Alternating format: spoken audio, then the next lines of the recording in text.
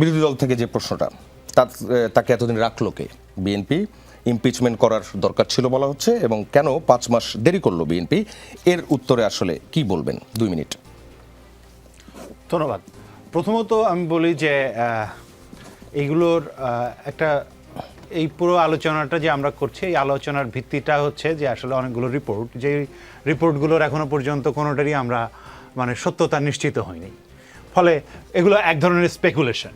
হ্যাঁ, আচ্ছা, এখন যখন এটা অফিসিয়ালি আসবে তখন আমি বুঝতে পারবো যে আচ্ছা এটা হচ্ছে, এখন করবেন, তারপরে অমুক কথা বলেছেন, তারপরে হচ্ছে, এগুলো কোনোটাই এখনো পর্যন্ত হয় নাই। এটা হচ্ছে একটা বিষয়। দ্বিতীয়ত হচ্ছে যে রাষ্ট্রপতি মানে কারা হওয়া উচিত, এটা একটা গুরুত্বপূর্ণ প্রশ্ন।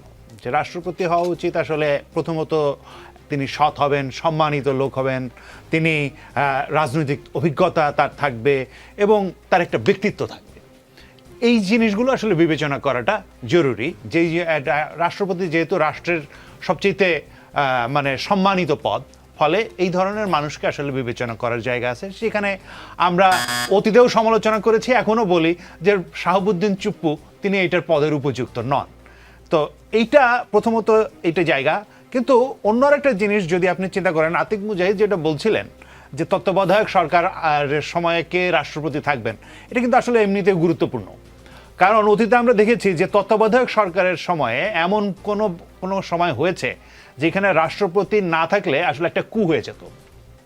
ফলে রাষ্ট্রপতি আসলে এমন কেউ থাকা উচিত যিনি আসলে এই ধরনের কোনো কু বা এই ধরনের ষড়যন্ত্র, রাষ্ট্রবিরোধী কোনো কার্যক্রম, এগুলোকে আসলে ঠেকাতে পারেন, এরকম শক্তিশালী মানুষেরই থাকা উচিত। এবং তার রাজনৈতিক অভিজ্ঞতাটাও এই ক্ষেত্রে গুরুত্বপূর্ণ, যাতে করে আসলে মানে আমরা দেখেছি যে রাজনৈতিক অভিজ্ঞতা সম্পন্ন ব্যক্তিরা এগুলো অনেক দ্রুত মোকাবেলা করতে পারেন অনভিজ্ঞ লোকদের চাইতে।